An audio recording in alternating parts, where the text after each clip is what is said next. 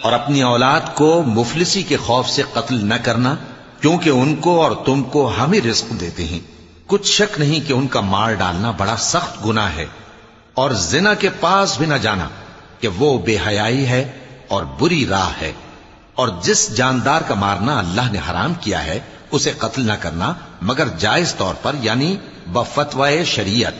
اور جو شخص ظلم سے قتل کیا جائے، ہم نے اس کے وارث کو اختیار دیا ہے کہ ظالم قاتل سے بدلہ لے، تو اس کو چاہیے کہ قتل کے قصاص میں زیادتی نہ کرے، کہ وہ منصور و فتح یاب ہے۔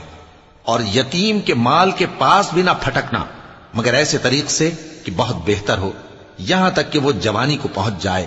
اور عہد کو پورا کرو کہ عہد کے بارے میں ضرور پرسش ہوگی۔ اور جب کوئی چیز ناپ کر دینے لگو تو پیمانہ پورا بھرا کرو، اور جب تول کر دو تو ترازو سیدھی رکھ کر تولا کرو۔ یہ بہت اچھی بات